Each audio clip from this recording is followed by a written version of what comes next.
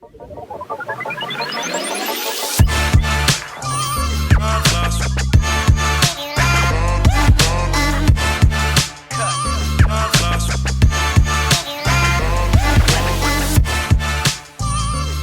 everybody, and welcome back to the Transfer Portal podcast presented by NoContextCFB. My name is Andrew, alongside Brian. How are you doing today, Brian? I'm doing well, doing fantastic. It's a great Wednesday night. It's a great Wednesday night. The match is currently on right now. Playoff hockey. Couldn't ask for much more. But in the landscape of college football, not much is happening outside of obviously the passing of Marion Barber. May he rest in peace. Obviously, the Gopher legends. Just personified greatness in Minnesota, from Minnesota, went to Minnesota. Couldn't ask for much more of a Minnesotan. So a shocking passing to see today. Yeah, no, it's tough. Anytime you hear something like this, it's really hard. And it reminds me of all the other ones that we've had recently, Dwayne Haskins. And, before we came on, we talked about Vincent Jackson a little bit. And you kind of, it kind of brings you back down to earth that at the end of the day, these are human beings with human being problems.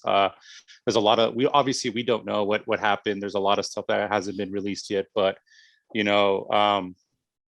all humans and we all go through things. And I hope that, if there's any athlete or anybody out there who, once it's hard when you're in the limelight and you're, a star, and then you kind of get away from that.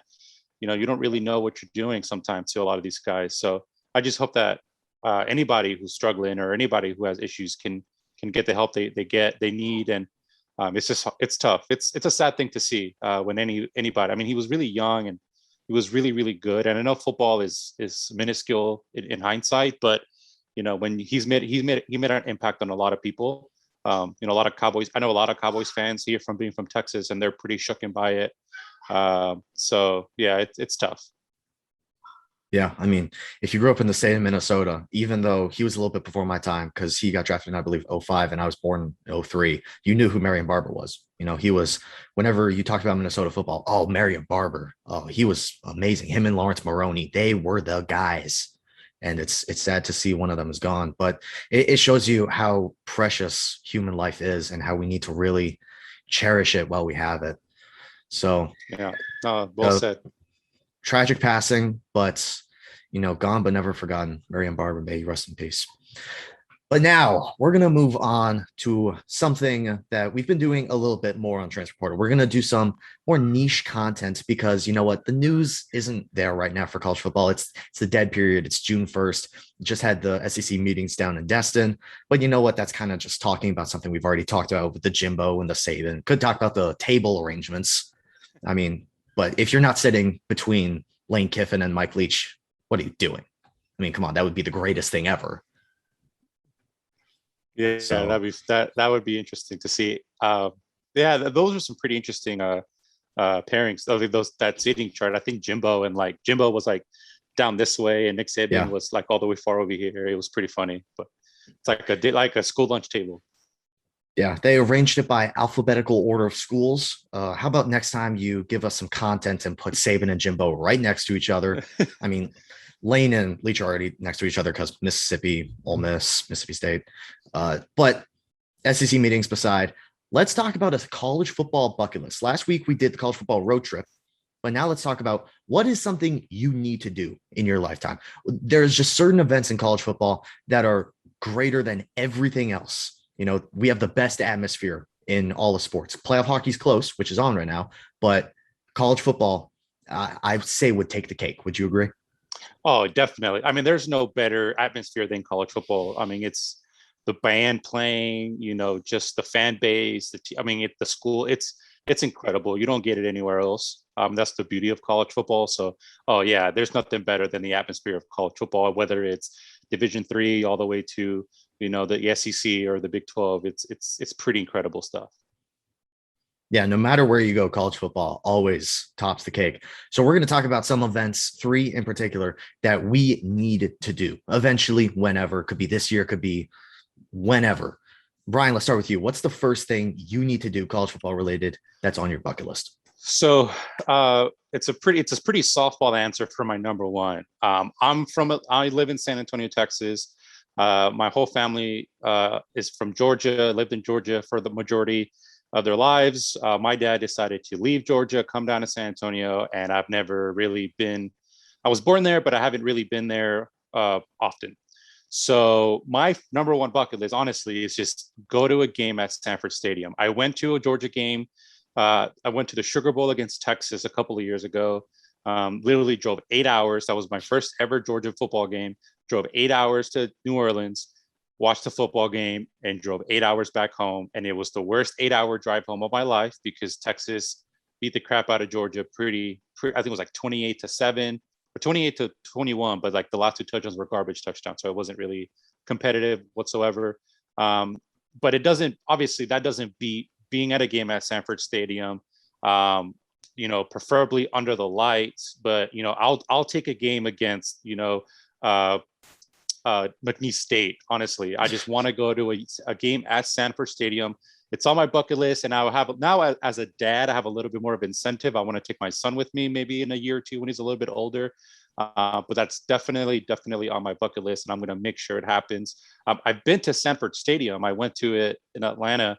I went to a Falcons game a couple years ago in Atlanta, and I drove to Athens and checked out the school and checked out the stadium. But obviously, it's not the same as to be at a game in Sanford Stadium. That's my number one, and I'm going to make it happen. It has to happen for sure. I mean, you can tell you're devoted if you'll even take the Week 12 versus the FCS game. Yeah, exactly. Yeah. Who was it against this year? Like Charleston Southern? Yeah, Charleston Southern. It was the week before we played Georgia Tech. So I would even choose that game if I got a chance. If I had to choose between them, and that's the one that's the one that's there to choose, I'll do it. I just want to go to a game at Sanford Stadium, no matter what. Might get to see Jordan Davis leading the Georgia band. Yeah, yeah, definitely. That'd be cool. I feel like that's actually one of the good things with all these home games, because if it's the last home game for an SEC team, you're going to see all the super great seniors have just a fun game. So maybe a little bit more incentive to see the awful competition that Georgia will be going up against. Yeah, exactly right. Right. My first one, kind of obvious. Obviously, you can tell. Minnesota announced today. So I guess a little bit more news. Penn State will be having their whiteout game, not against the Ohio State Buckeyes, but they will be having it against the Minnesota Golden Gophers. First time those two teams have played since the 2019 matchup. That was one of the greatest days of my life. It was pretty fun. So we got the victory bell. We're going to go play for it back in Penn State, whiteout. I'm going to try and go to that. How am I going to make it work with school? No freaking clue. How am I going to make it work? I don't know. I'm going to try and find a way to make it work.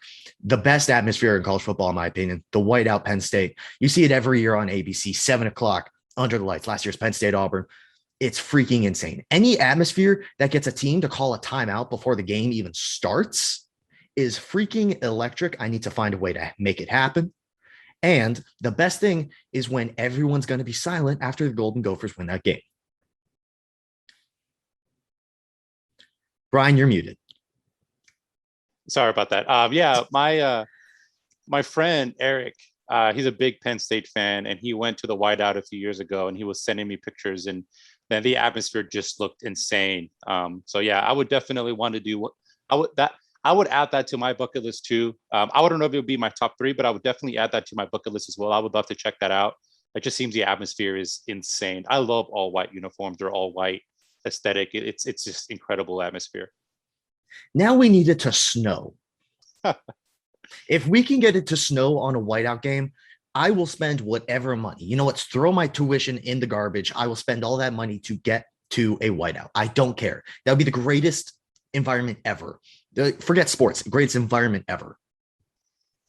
Yeah, that would be cool. I mean, like I can see that, and it could also be an issue too for the teams, like just white everywhere. Imagine that. That would be cool. That would be cool to see on TV. Just white teams or white uniforms, white crowd, the white field, white in the sky. That would be cool. That would be cool. I don't know how you would be able to. I think Penn State would have too big of an advantage with the all white uniforms. Yeah, that is true. I mean, they would just hide in camouflage. That'd be interesting. I'm sure they would have to I don't know if they can make them change. Like I know they made Boise. Didn't they make a rule at Boise State that they can't wear blue on blue anymore at home or something like that? I wouldn't want to see blue on blue. That's a ugly combination. But white on white, I need to see it before I make an opinion. Yeah, that is true. That's true. Speaking of, can we get a white football field just to see it once? Ooh, yeah. I mean, yeah, that would be interesting. Just yeah. I mean, they can do blue. They've done blue. They've done Red. red. I think was it There's purple and gray for Central yeah, Arkansas. exactly right. Yeah. Teal yeah, field, definitely. obviously. Yeah, the teal field. So So they could do white. I don't see why not. get a white field with just black lines. It's the cookies and cream field. That's the way I think of these things. That would be interesting.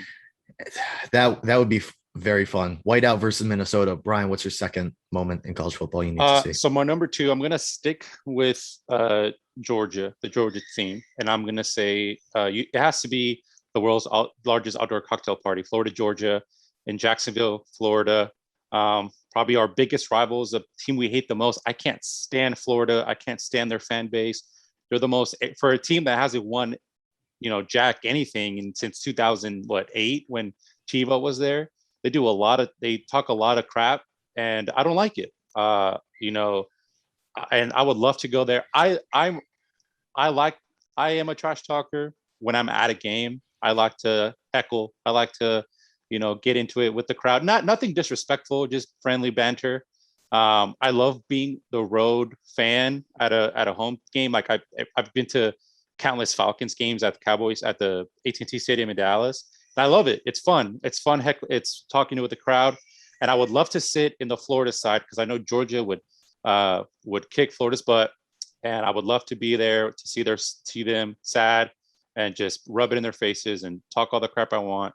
And obviously, it's one of the biggest rivalries in college football. So that's my number two. I would love to be there. It hasn't been as fun lately because it's been just blowouts. But that's my number two for sure. Yeah, I don't think I can say the same when I say my heckling isn't disrespectful. It definitely hits levels, especially if it's about refs.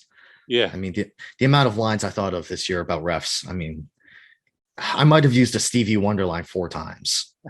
So, and you know what? That's not harsh enough. Now, there were other people saying, I know where your car is. I'm not going that far. That's Andrew, our other Andrew. Yeah. When we went to UTSA game together, and what did he told the ref? I hope someone sleeps with your wife. I was like, okay, that's a new one, but yeah, that's harsh. Yeah, someone it was the Minnesota Penn State hockey game, and someone in the stands was yelling. I can't remember exactly. It was something along the lines of, your wife must be setting up a divorce knowing how badly you're screwing us right now.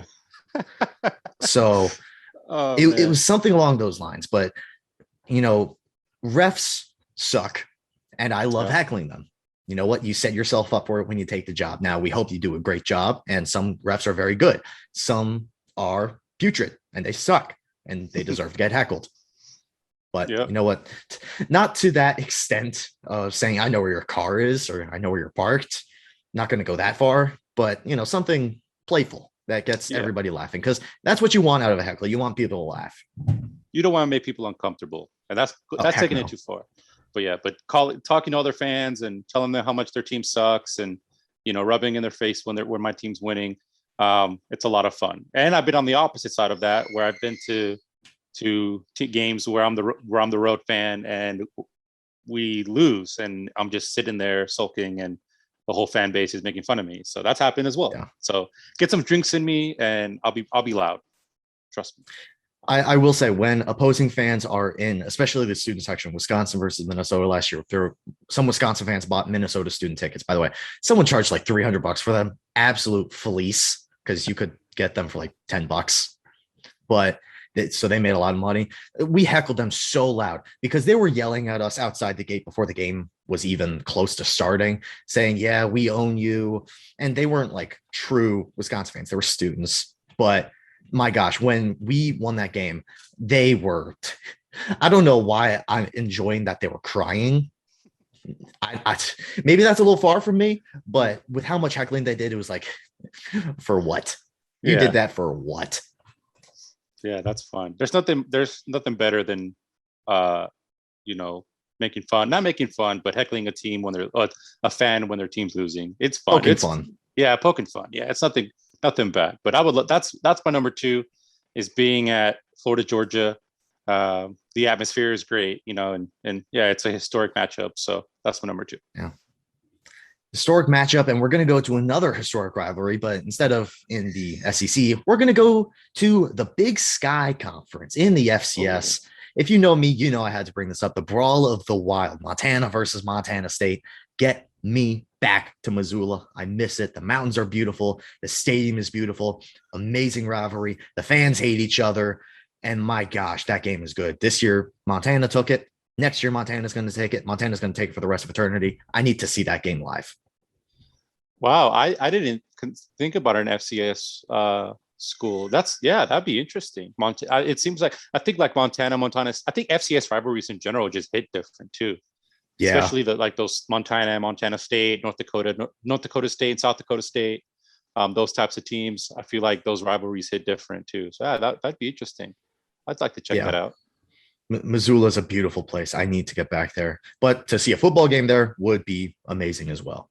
So that's my second one, Brian. What is your third college football bucket list item? So my number three is the granddaddy of them all, baby, the Rose Bowl game. I don't care who's playing, just to be that historic venue, the historic game. It'd be so much fun. Obviously, now that it's a rotating college football playoff site, obviously Georgia has a chance to play in that game, and they did, back in 2018, and when they beat Oklahoma. So if it's in those circumstances, would be even better. But I just want to be at that game.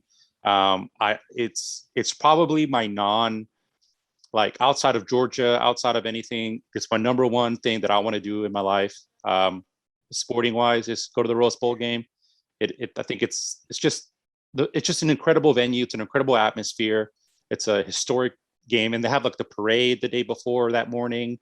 And it's California, Pasadena, California. I mean, there's a lot of stuff to do there, but the Rose Bowl, it doesn't get much better than that if you're a college football fan. So that's my number three, and it should be on everybody's bucket list, I think. Yeah. I feel like if it's not at least in your top three, you don't know what you're doing, Yeah. or you're just extremely biased and you want to see like a Clemson versus something or a North Carolina versus something. I don't know why I'm naming ACC schools for some reason. But yeah, Rose Bowl, 100% there, which by the way, we need another national championship in the Rose Bowl. It just has to happen. Like, imagine how beautiful that stadium would be. LSU versus Oklahoma. LSU versus Oregon. Okay, yeah, that's a The good one too. purple and the green, or LSU Notre Dame. Whew, that would be iconic. Which, by the way, would also be kind of weird because Brian Kelly. You make it even more iconic, that matchup, Brian Kelly versus Notre Dame. Yeah, that'd be fun. It's incredible. It's an incredible and just to see. I know they do like the aerial Yeah, shot with the fighter jets over, and then you see the split between like the colors. That's incredible. That's incredible it's sight. Yeah, it's it's such beautiful. a it is, and that's what I want to do. I want to be there just once in my life. I'll make it there. So at some point I will. Yeah. But yeah, it doesn't get much better than that. Hopefully Minnesota will be there this year. It's kind of unrealistic, but you know what? I can dream. You never Sue me. know. You know what? We can win the Big Ten West, and if Ohio State beats us in the Big Ten championship, You never we're know. off to the Rose Bowl. You never know. So I can dream, but I don't know if that dream's going to come true this year. So your third is the Rose Bowl. My third, night game, Baton Rouge, Louisiana. Take me to Tiger Stadium. I don't want to just go to Tiger Stadium. Obviously, I want to go there. I want to experience the tailgating, and I want to experience the nightlife of Baton Rouge, LSU. Just for the normal college football game, I feel like Tiger Stadium has the best atmosphere for a night game. Yeah. Yeah, I think so too. It's hard to beat Death Valley. It's the Yeah. atmosphere. I mean, I would love to go there too. Georgia played them a couple years ago, and I just knew we were going to lose, and we did. Yeah, I can imagine that. I think my favorite one was when Joe Burrow's last home game, and they did that shot with him coming out of the tunnel, and he has like Burrow with OUX on it. Yeah, that was incredible. I would love to be a part of that. Yeah, I feel like that's college football at its finest. When you're talking about a normal regular season game, you think of Baton Rouge nightlife, one of the best, if not the best, tailgating scene. And then you get to see one of the most iconic programs, one of the best teams sometimes, probably not this year. But I mean, look at that 2019 team. Look at the team that won under Les Miles, under Nick Saban. Great teams, national championship caliber. If I can see one of those teams against like a great Alabama team, that's it. That's college football right there. Yeah, that would be really fun to. I mean, I think like any obviously Death Valley is Death Valley, right? But if you can even put that up, like if you could go into a night game in any SEC team, any SEC school, Georgia, LSU, Alabama, what else? Who else is even Auburn? Even watching a game at Jordan-Hare, I mean, that would night that would be cool. I think those atmospheres get, especially if it's a rivalry game, those atmospheres get crazy. And I would, as a college football fan, I would love to experience that as well. I do have, so like when I was doing this list, I was kind of, I didn't want to go straight on Georgia. So I had another one, but I don't know if it was up there, but it is up there. But since you mentioned this one, I want to mention it as well. I want to go to the game, Ohio State and Michigan. Especially both teams are really, really good. That's up there on my bucket list as well. I don't know if it's my top 3, but it's up there as well. I would love to see that game live. That'd be cool. Would you want to go to the Shoe or the Big House? The Big House. I think Michigan, the Big House is just it's just an iconic stadium. Isn't it the largest stadium in the world, right? Or the second largest stadium in the world? I know it's the largest in North America. I can't say for any other country, but it's massive. Yeah, I mean, they call it the Big House for a reason. Yeah, exactly right. So that'd be fun. That's a matchup everybody has to go to. I do have one honorable mention. I need to go to the Teal Field, Coastal Carolina. Just a beautiful, beautiful place. I mean, if I can get Coastal versus App State when they're both like top 25 teams, get me the next plane ticket to Myrtle Beach. Yeah, and it's Myrtle Beach too. So it's you can go to the beach, you can hang out by the water, go to the game. That'd be fun. The best fall vacation for a college student. Who needs Myrtle Beach during spring break? I get to watch Coastal Carolina football. Yeah, as football fans, the spring and the summer aren't very fun. No, we give me y'all could have that. Give us September through November or December. Give me August through the end of April, because I'll take the NFL draft. But May through July, nuke those months. No one needs them. Yeah, it's too hot anyway. Well, it's June 1st and it's 60 here. So, it's been 98 the last 2 weeks. Oh gosh. Here. So the weather is so weird. We could just make an entire podcast about that. We could talk about how Texas, Alabama is going to be played in 100-degree weather, which we already have. Yeah, that's going to be brutal. Gonna suck. That's going to suck. Brutal. Like they really decided to make that a noon game. Yeah, that is true. But they are used to it. I couldn't imagine having like Minnesota play Texas in 100-degree weather. That would suck. I don't think anyone would be able to play 60 minutes because of how we play football. Who's trying to stop the run for 60 minutes in 100-degree weather? Yeah, that's brutal, man. Especially if you're not used to it. Like in Texas, we're used to it, but it's still hard. But it's really hard when you're not from the north, or you're not from the south. I mean, yeah. Like I feel like people in the north are more accustomed to being able to play in colder conditions, south with hotter conditions. I would love to see like Alabama versus Texas in open air Huntington Bank Stadium in Minneapolis in early February. I want to see them negative 20 degrees during a blizzard. It would be hilarious. So especially when you see that most of these guys that Texas and Alabama are getting are from California, from Louisiana, from Florida, these warm weather states. Most of them probably have never even been to cold weather unless they've gone like skiing for a few days.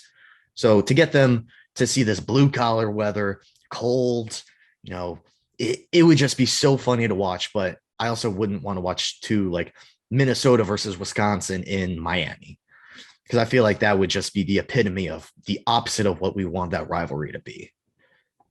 Yeah, no, it'd be crazy. I mean, any weather game, we can have our own list about like just weather games, just like we talked about earlier, the snow. I think like I was talking about the big game or the game between Ohio State and Michigan in the snow like they did last year. That would be incredible. So yeah, that'd be fun for sure. Whether it's at Michigan or a whiteout in the snow at Penn State, weather can do some weird things to a college football environment. It definitely can. Definitely. And I think that's a pretty good place to leave this episode. Appreciate everyone for listening. If you have any additional things you would put on your college football bucket list, make sure to put it in the comments below. If you're on the YouTube channel, which by the way, if you are, a lot of great content's going out on the YouTube channel. Make sure to like, comment, subscribe, share, follow us on Twitter at TPortalCFB. If you're on Apple or Spotify, make sure to follow. Whatever you do on those platforms that other people do it for us. We appreciate it. We appreciate everybody's support as we are going through the quote unquote dead period of college football, even though there is no off season. We do have these times where there's not much going on. So we appreciate all the support, and everybody make sure to have a great day. Thank you. Definitely. Have a good one.